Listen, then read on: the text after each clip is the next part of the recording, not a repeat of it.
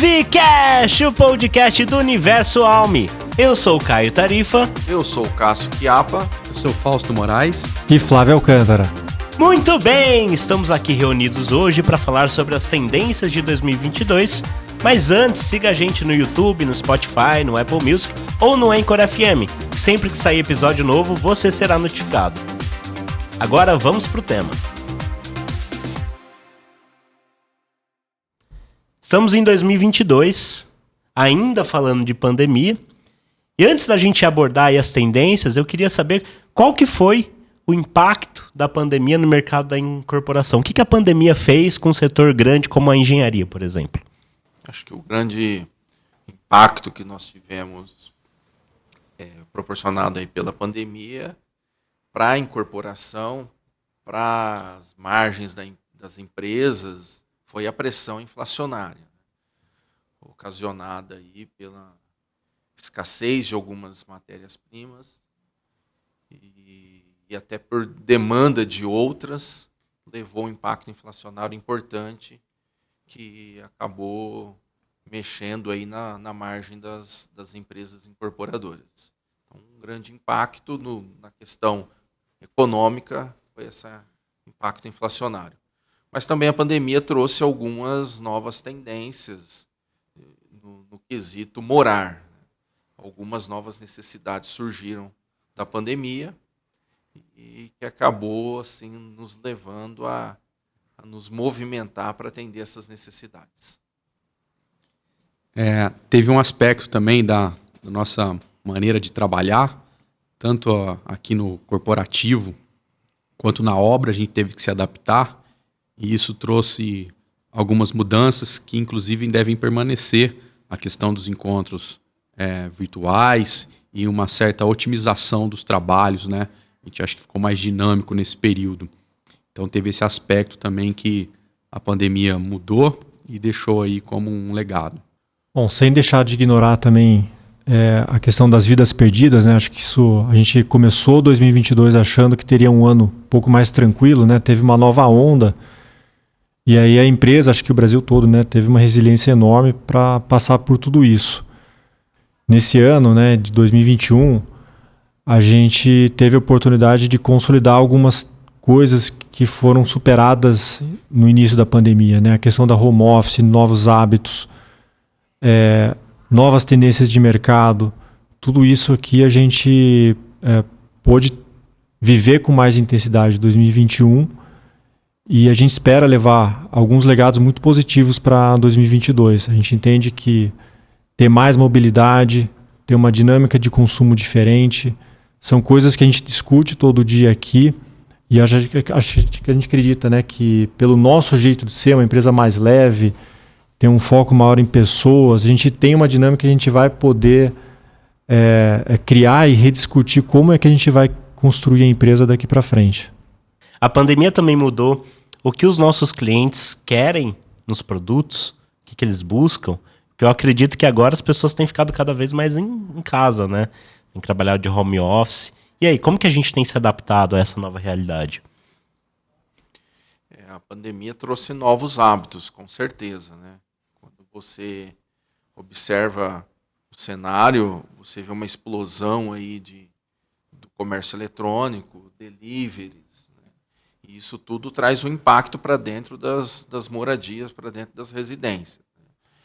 O que nos leva a pensar que hoje os nossos produtos já contemplavam, né, questões de dados, de infraestrutura para dados, mas hoje, mais ainda, nós temos que estar sempre atentos a deixar as nossas unidades, os nossos imóveis conectados, né, dando condições para esse cliente se conectar em virtude dessa mudança que a pandemia trouxe. Outro aspecto que também trouxe, que veio para ficar, a questão dos coworks dentro dos empreendimentos, né? Mesmo empreendimentos que a gente denomina aí de baixa renda, hoje esse é um espaço já previsto nos empreendimentos para poder justamente proporcionar o atendimento a essa nova realidade aí de home office, tipo de situação que veio junto com a pandemia. Então, eu destaco conectividade, infraestrutura para conectividade e um ambiente preparado para atender a esses moradores aí.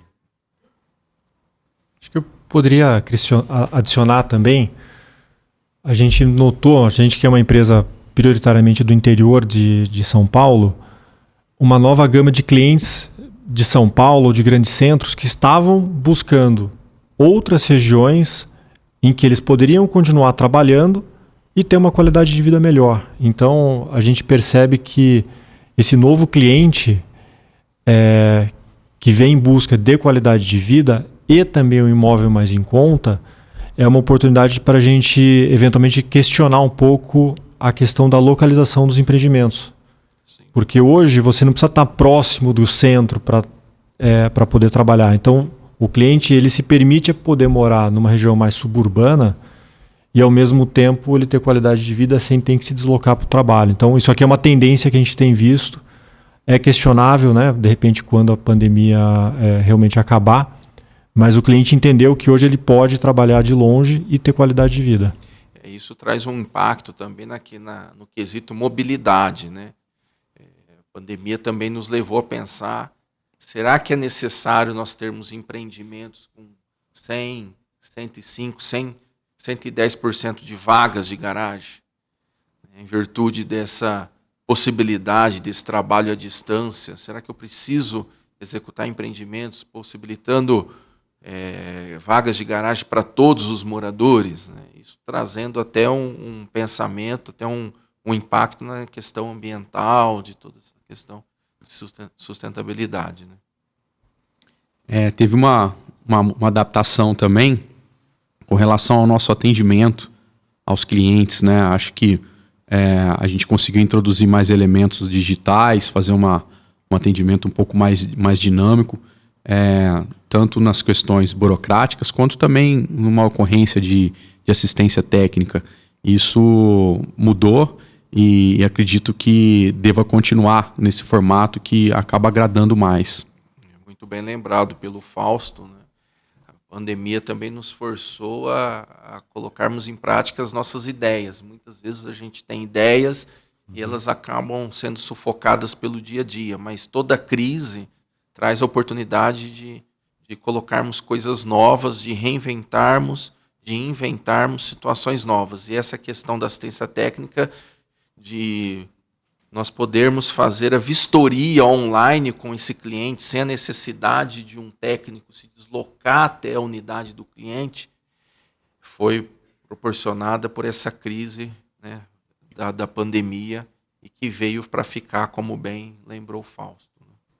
Eu questionei sobre a mudanças nos nossos produtos em relação ao que os clientes têm demandado mais, mas e o nosso jeito de trabalhar? Ele mudou também na pandemia? Então os nossos processos, modos operantes, nosso canteiro de obra. Eu sei que a gente já tinha internet na maioria dos canteiros, mas a internet se tornou algo mais importante, porque não tem como fazer home office e construir um prédio ao mesmo tempo, né?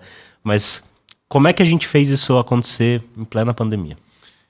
Houve uma mudança que eu entendo que veio para ficar, até na questão estrutural do canteiro. Com as medidas, as obras não pararam com a pandemia.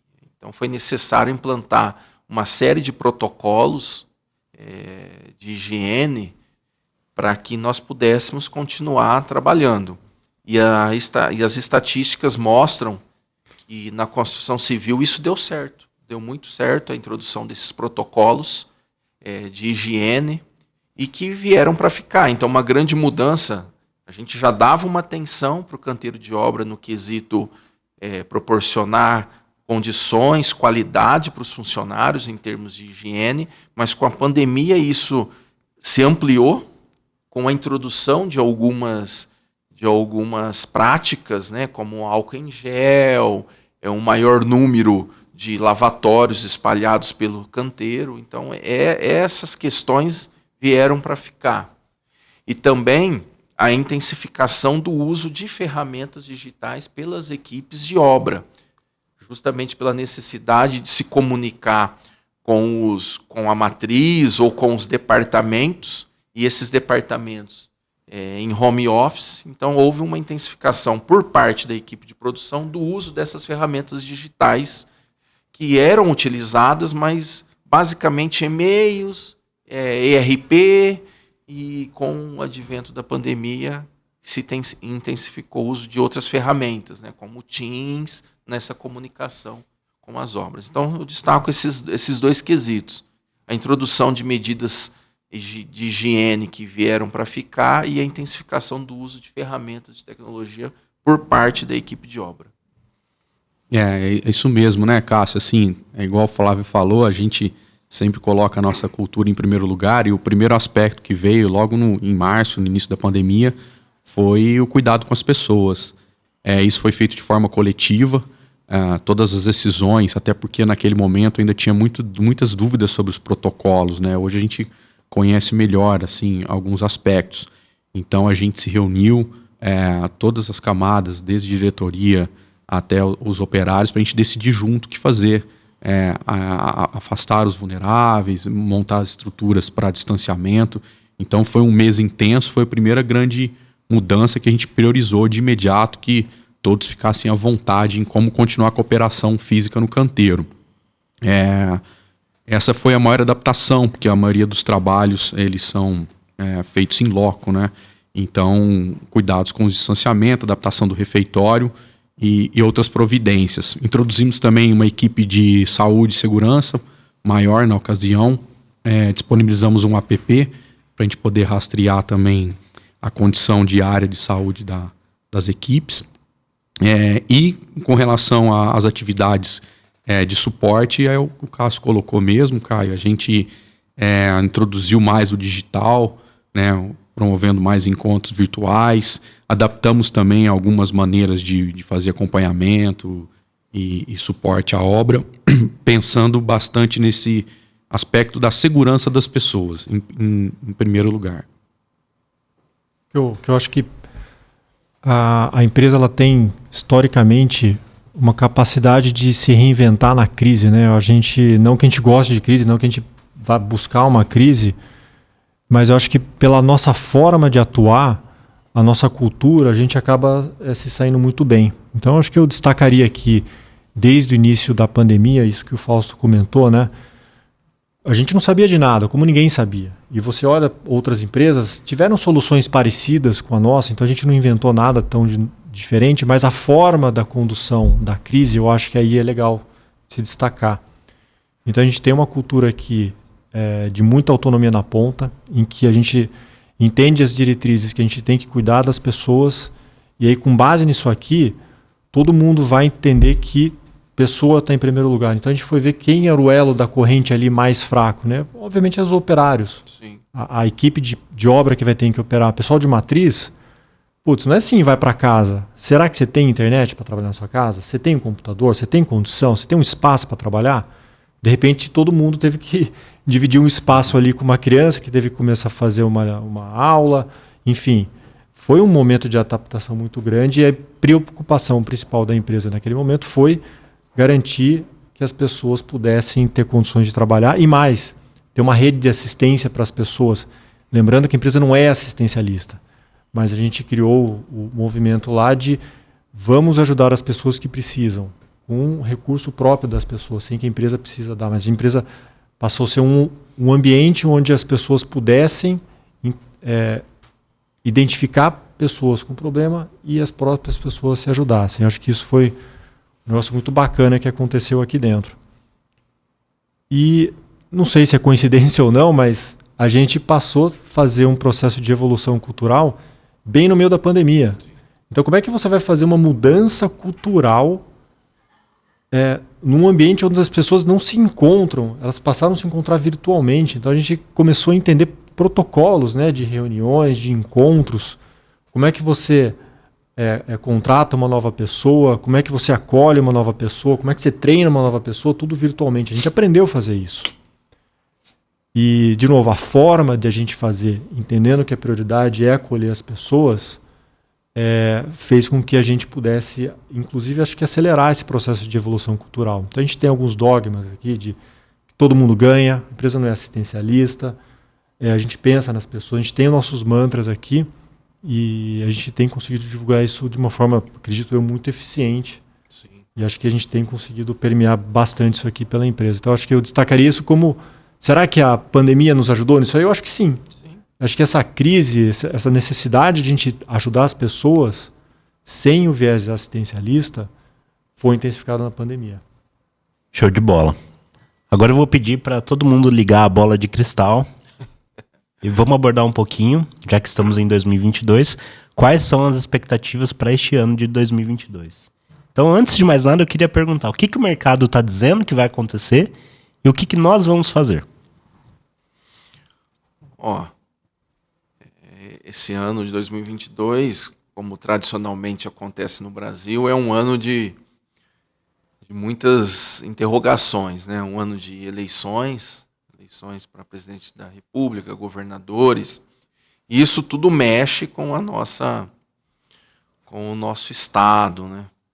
Mas, assim, o que a gente percebe dos economistas que vai ser um ano de uma inflação menor do que o ano de 2021, porém com uma pressão de juros aí, em virtude, até para controlar essa inflação. Mas eu creio que esse ano de 2022 será um ano de muitas oportunidades. Nossa empresa ela vai crescer em termos de faturamento. E eu vejo uma enorme possibilidade para nós num setor que a gente atua, que nós atuamos nesses anos todos, que é o de baixa renda.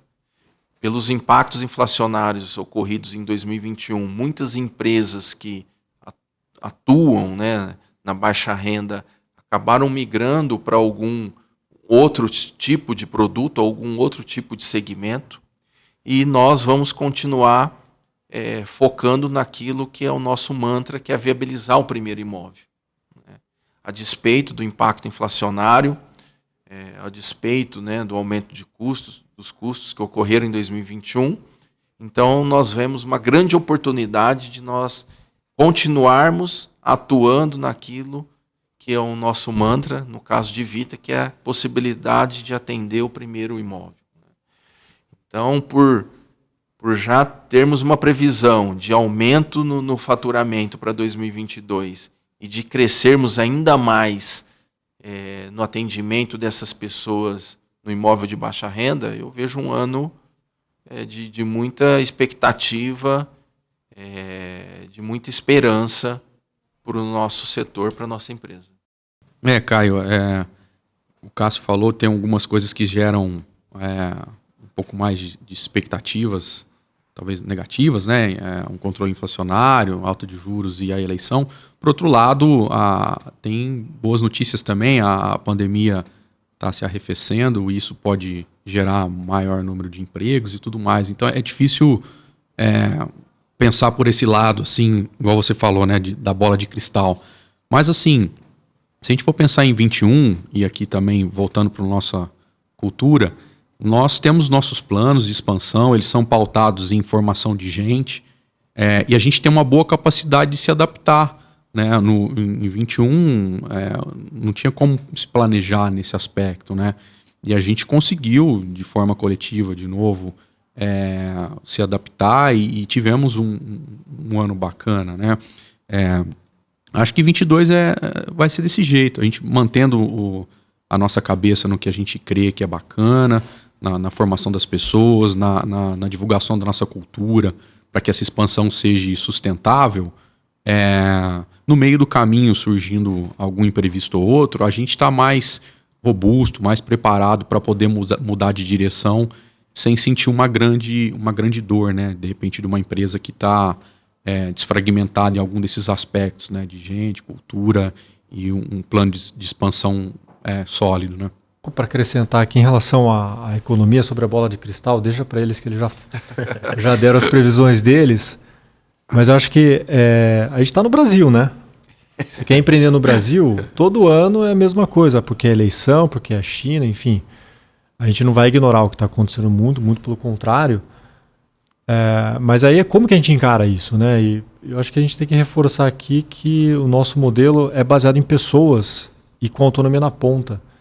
Então acho que se cada um souber o papel dentro da organização, com responsabilidade, dentro dos nossos valores, diante dos desafios que vão ocorrer, a prefeitura não vai aprovar, cliente não vai comprar, o Bolsonaro vai se eleger ou não, cada um vai saber lidar com o seu desafio naquele momento. A gente sabe que a gente tem confiança na equipe, a gente tem sido muito ágil em ajustar erros e acertar a rota. Eu acho que isso é o sedimento que dá confiança para a gente em 2022. Se a tendência é de crescer o faturamento, sem dúvida, a gente está projetando isso. Se não for crescer, provavelmente a equipe vai tomar a melhor decisão para deixar de fazer um lançamento ou não, aumentar um preço ou não, segurar uma obra ou não. Essa decisão está na ponta. Sabendo que isso vai garantir sustentabilidade, que isso aqui é um negócio que é bom para a empresa e para os nossos stakeholders, a gente vai fazer. Mas a gente continua otimista, principalmente pautado no nosso modelo aqui das pessoas. Pelo que eu entendi do que você está falando, é mais importante para a gente como a gente reage ao erro, ao cenário, do que o erro ou o cenário em si. Sem dúvida. Acho que essa é a lógica, né? Isso eu acho que a gente não tem a pretensão de tomar decisão em matriz, né? A gente se diz que hoje estamos atuando em cerca de 20 cidades, somos 20 empresas. Temos 20 sócios que tocam a operação localmente. Eles é que tomam a decisão, eles têm o maior know-how e eles são as pessoas que ajudam a garantir que a nossa cultura está sendo disseminada nas regionais. Então esse modelo nosso da garantia ou confiança de que a gente é sustentável, que a gente está expandindo e que a empresa está prosperando. Aproveitando esse gancho, nós vamos para muitas cidades em 2022? A gente vai com quem? Então quanto mais pessoas se predispuserem a levantar a mão e se desenvolver numa nova regional, sim. Então, sim, temos um programa de sócio, formação de sócios robusto. Se eu não me engano, tem mais de 70 pessoas em formação. Permanentes, né? Permanentes, é um programa permanente de formação de pessoas. E conforme essas pessoas vão se capacitando e levantando a mão e falando, olha, eu quero empreender, a gente vai com caixa, escassez de caixa, né? Que é o nosso... A gente quer ter uma sensação aqui de day one, de criação de empresa ali com pouco caixa e com a pessoa preparada para aquele desafio, a gente vai apoiar. Então, sim, para 2022, a gente tem uma perspectiva de novas cidades. Se vão ser 3, 5 ou 10, vai depender muito de como é que vai ser esse número de mãos levantadas aqui para 2022. E ainda sobre isso, eu vejo que a cada cidade que a gente abre, tem um desafio, né, de se posicionar dentro daquela cidade e principalmente de levar a nossa cultura, de manter a qualidade dos nossos produtos, de trabalhar com fornecedores locais. Como que esse desafio é para a engenharia? Caio, toda a expansão ela traz alguns efeitos colaterais, né? Um deles é a particularidade de cada cidade ou de cada região. Isso é uma questão que realmente ocorre. Cada ambiente tem a sua cultura de negócio, tem a sua legislação, etc., né? E também traz um efeito colateral, o crescimento, que é fazer chegar lá na ponta a gestão do conhecimento, né? O conhecimento já adquirido lá atrás, fazer com que ele chegue lá na frente, né? Então, no aspecto da engenharia, essa gestão de conhecimento ela é feita em cima de processos. Então, nós procuramos desenvolver aqui na matriz processos robustos que possam suportar esse sócio lá nessa nova cidade, lá na ponta, né? Então, para a engenharia, o que a gente batalha e foca é fazer essa gestão desse conhecimento chegar lá na ponta por meios de processos bem robustos, de uma inteligência bem robusta. Acho que esse é o principal foco, porque se a gente não conseguir levar esses processos até nessas novas cidades, com as suas características peculiares, nós podemos se perder no meio desse caminho. E também, né, Cassião, a gente tem toda essa bagagem matricial das boas práticas, né, que a gente leva, e tem uma responsabilidade também nossa aqui de ajudar a formar essa equipe local. Então a engenharia, ela, em alguns aspectos, é descentralizada também. Então a gente precisa de ter lá gente com toda essa bagagem de como funciona a empresa, mas que estejam também aculturados com o nosso modelo, com o nosso jeito, tenham essa formação linear. Então toda a equipe matriz, ela participa também de mão dadas lá com a turma regional na formação desses times no início. Então são dois aspectos que andam em paralelo, né? Levar a bagagem técnica, descobrir as nuances e as particularidades técnicas que tem a regional, e ao mesmo tempo a gente fazer com que lá a gente encontre uma engenharia build Vita que é igual em qualquer outra cidade no aspecto das pessoas, dos comportamentos e de como se relacionar com a sociedade local, né? Isso é muito importante, a gente ter uma homogeneidade comportamental, assim, seguindo as premissas da nossa cultura. E aí a matriz, ela age também nesse suporte, não só inicial, mas também depois, ao decorrer do início das obras e o estabelecimento da regional como um todo. Ô, Fausto, falando agora um pouco de esse assunto agora para 2022, há uma expectativa de investimento em metodologias construtivas novas, inovação, softwares, para que a gente torne isso mais sustentável? Sim, Caio. A gente está sempre pensando nisso, aí, independente de pandemia, né? A gente entende que há uma necessidade de a gente evoluir nos aspectos a respeito de tecnologia e como construir também do produto. Então nós temos praticamente todas as áreas estudando em como a gente pode fazer isso, e tem áreas dedicadas também como o P&D que ficam focadas, né, pensando no futuro. Então fazendo um link com novas metodologias, fazendo comparativos, estudando. Isso já vem acontecendo, né? Nós temos aí algumas iniciativas, como por exemplo no caso do Build Dry e outras mais, que a gente está já praticando uma mudança, e é uma coisa que a gente está sempre perseguindo na engenharia, né? A engenharia por si só ela está sempre conectada em coisas relacionadas à tecnologia, então essas mudanças são inerentes e a gente quer estar na vanguarda. Acrescentando alguma coisa aqui na questão de desafios para a engenharia, vale para a empresa inteira, mas a engenharia tem um desafio particular maior. Destacaria 3 coisas, né? Uma que é na questão de pessoas, né? E como é que a gente vai expandir baseado no respeito às pessoas, dar um foco maior ali com o empreiteiro. Então você dá uma condição maior de trabalho, uma capacitação melhor, porque a gente percebe que os vícios e os problemas estão muito ligados realmente à condição de trabalho. Então a gente dá a condição razoável, boa de trabalho, e a gente tem um espaço enorme para melhoria. E acho que a forma de atuar, dando voz para esse stakeholder, que é das questões aqui que a diretoria de engenharia está revendo, é um dos caminhos para a gente evoluir. Uma outra vertente, além das pessoas, é a gestão.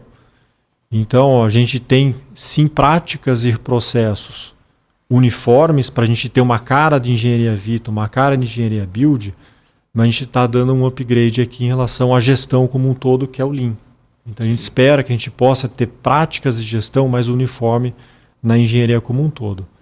E, por último, que eles já destacaram, a questão da tecnologia, né? A gente está construindo um produto que é para alguém que vai morar daqui a 30 anos. O imóvel vai ficar pronto daqui a 3 anos, mas ele tem que estar atual daqui a 30 anos. Então, mais do que a bola de cristal para 2022, a gente tem que entender o que vai acontecer daqui a 20, 30 anos. Nosso imóvel vai estar lá. E ele vai estar atual, ele vai ser usual para o nosso cliente lá na frente. Então, a gente tem que entender o que o cliente está pedindo hoje, mas a gente tem que tentar projetar o que o cliente vai pedir daqui a 10, 15 anos. Então, acho que a questão da tecnologia vem muito ao encontro disso aqui, né? Tem muita coisa acontecendo E a gente tem que investir, sair na frente e apostar em coisas que, na verdade, não estejam ali no radar do nosso cliente naquele momento. Então, tem um certo frio na barriga de a gente apostar em novas tecnologias, vendo tendência. Eu acho que a engenharia está na frente disso. Ela está desconectada daquela necessidade que tem que vender ali no curto prazo e ela consegue ter um olhar mais de longo prazo. Então, a gente conta muito com a engenharia para dar uma chacoalhada ali na empresa e trazer inovação para todo mundo. Show de bola. Pessoal, para a gente fechar, se vocês tivessem que deixar uma frase para vocês mesmos, assistindo esse episódio agora no final de 2022, qual que seria essa mensagem? A minha mensagem é que no final do ano de 22, independente de todas as ocorrências, e assim como aconteceram nos anos anteriores aqui na empresa, nós estejamos felizes, contentes com o nosso desempenho e realizado como pessoas, né?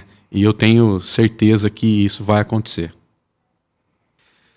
Minha mensagem é que, podendo olhar no retrovisor nesse ano de 2022, né, é ver o quanto nós pudemos impactar de forma positiva pessoas, né, o nosso ecossistema, os nossos clientes, com todas as nossas ações no decorrer desse ano.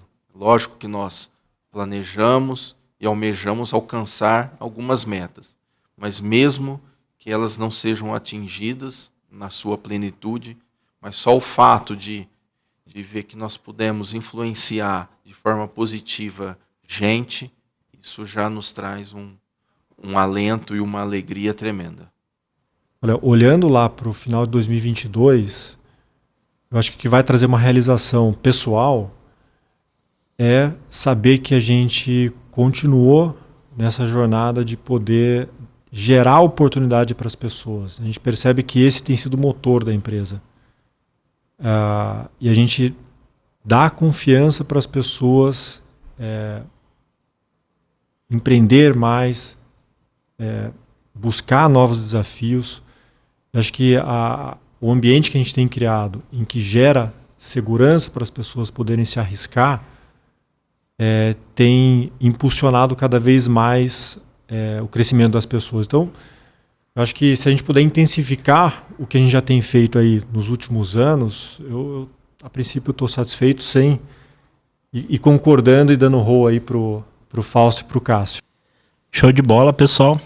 Eu espero, no final de 2022, que a pandemia tenha sido vire, na verdade, um capítulo num livro de história, que a gente possa seguir em frente com muita saúde, muita paz. Obrigado, pessoal, pela presença de vocês. Feliz 2022 e bom ano pra gente. Tchau, tchau.